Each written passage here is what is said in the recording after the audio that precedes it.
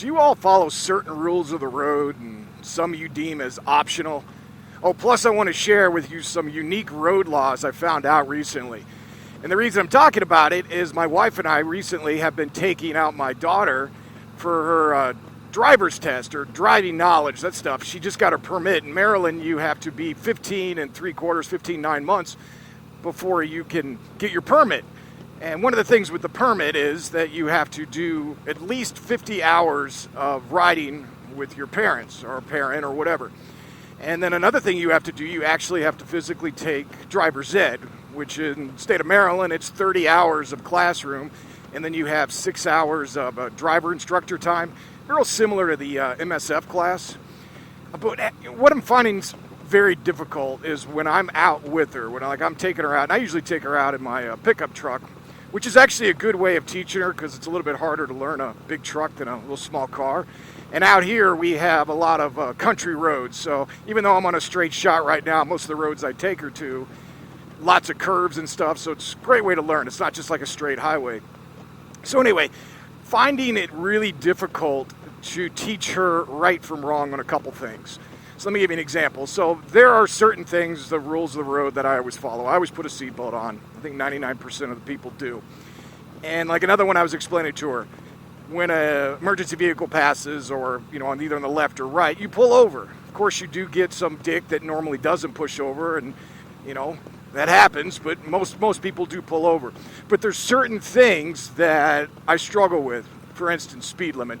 So as I'm driving with her, she will one day get her Class M license. That's down the road. First, she needs to get her driver's license. But anyway, when I'm driving with her, it's really difficult, especially with speed limit. Because normally, I'm not a speed demon by any means. Normally I go like 5-10 miles an hour over the speed limit.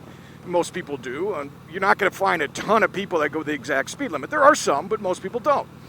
So as I'm teaching her, I'm like, it probably wouldn't hurt to go a couple miles over. And they're like, well, Dad, the instructor said I have to go the speed limit. Well, you're absolutely right, but it probably wouldn't hurt. And I should be teaching her the right way. I should be like going through and telling her, yeah, you need to go the speed limit, honey. That's the right thing to do. But in reality is, it's hard for me, and it's a hard habit to break. And then another one, stop signs. Now, stop signs I consider as yield signs. That's, normally of course, if there's traffic, I'm going to stop.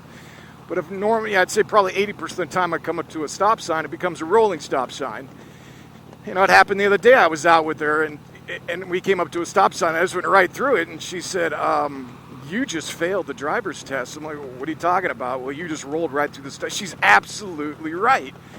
And I don't know if you guys are having like similar instances with that.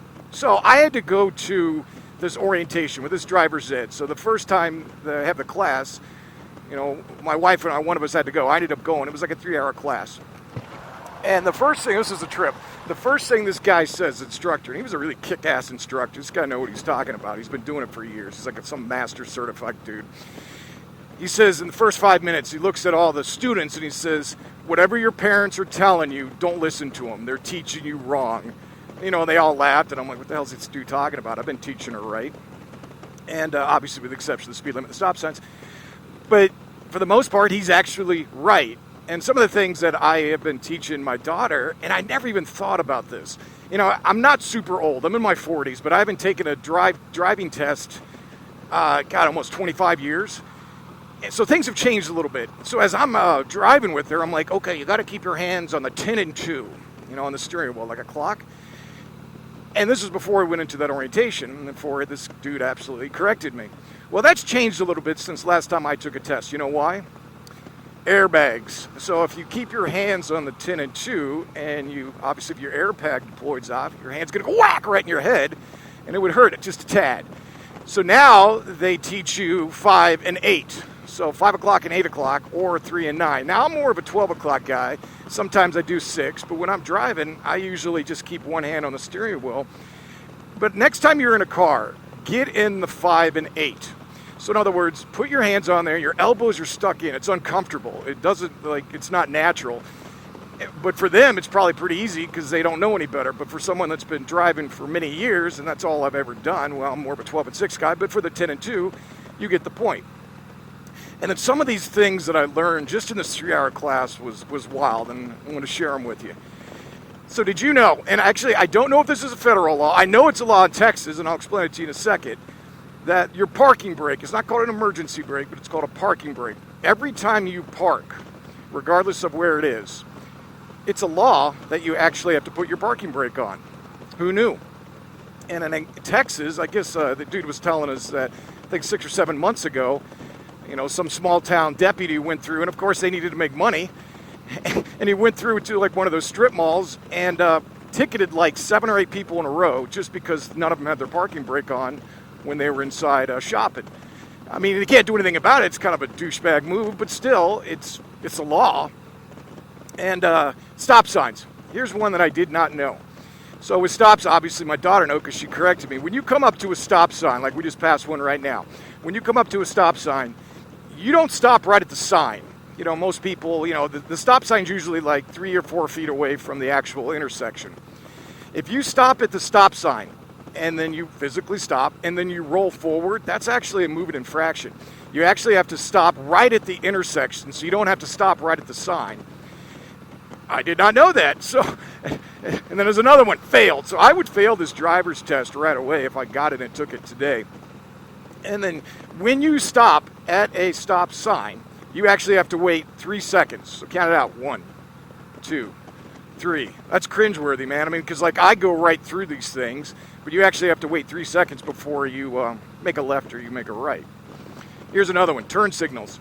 So most people know when you do a turn signal, you obviously are changing lanes or you're changing direction. So you're going to hit right or left. That's common sense. But did you know, and again, I don't know if this is federal, but I know it is in Maryland, when you are parked and you are reversing out, you actually have to put your turn signal on when you back out. So you put your signal on where the direction of the car is going to, and if you don't, that could be a ticket. Now, have I ever seen someone get a ticket for that? No, but still, it's a law. And then he taught us this kind of a cool fact, how speed limits were determined. Now, there is a federal speed limit, which is 55 highway. Some are different in other states because it's actually a state function, it's not a federal function. And they create their own laws. But speed limits, most people would think when you hear speed limit, that's just how fast you can go. It actually was designed more as a speed brake limit, and that's how they came up with it. It's not like a bunch of engineers got together, got drunk one night, went into a bar, started throwing darts on the wall with a bunch of numbers, and then some dude hits 55 and says, that's the friggin' highway speed. Bill gets up and says, hold my beer. Throws a dart, hits the 25, and he says, I'm going to screw all the residential people. That's not how it happened. There's actually lots of studies that go into this, and they take the 85th percentile of, like, in other words, like from a math standpoint, 85% of the total speeds, and then that's how they come up with it. But the second way they do it is how long it would take someone to brake on an average car. And speed limits have been around forever, and who knew that there was actually a speed limit before automobiles came around? It was for horses. So like they actually had a gallop speed back hundreds of years ago. And now if you were going 55 and they take the average or the weight of an average car, that's when they did this. So obviously if I'm on a motorcycle right now, I'm going to stop a lot quicker. But if you take an average car and then the amount of time it takes to brake going that speed, that's how they come up with the speed limit, because they don't want to create a safety incident. So if you're going too fast, if you're going 65 and a 55 and you hit the brakes and you get in an accident, that's why they have a speed limit. So you don't go that fast. So you learned something on the BR channel today. So let me know your thoughts, guys. Let me know what, if you've had these experiences, like if you have kids and taking them out and how much fun it is. I remember when I was a young kid many years ago, and then my parents took me out. And my mom was like really uptight. My dad was real laid back, and I'm very similar to that. My wife's really uptight with my daughter, taking her out, and I'm very laid back. When I'm teaching her the right things, mostly. But, when she's with me, I'm not sitting here yelling and screaming. I'm not saying my wife yells and screams. She's going to kill me for putting this on YouTube. But let's just say she's a little bit more, she gets perturbed a little bit easier. If she would have one of those, you ever been to one of those driver's classes or an instructor and you've seen those cars, and I don't know if they still have the steering wheels in them, but I remember they did when I was younger. They've got the brake on the passenger side and the steering wheel. If we had one of those as a vehicle, my daughter would never even leave the parking lot. because she'd be on the brake the whole time. Slow down, slow down, slow down. You're going too fast. Where I'm like, yeah, just try it a little bit more, do this, do that. End of the day, we want her to be safe. We want her to have fun, and we don't want her to be stressed out. And I'm actually enjoying taking her out for the rides, or excuse me, drives. Hopefully one day I'll be taking her out for the rides. But let me know your thoughts. Let me know if you've had to deal with similar issues. And that's all I have today, guys. Be well, and I'll talk to you guys soon.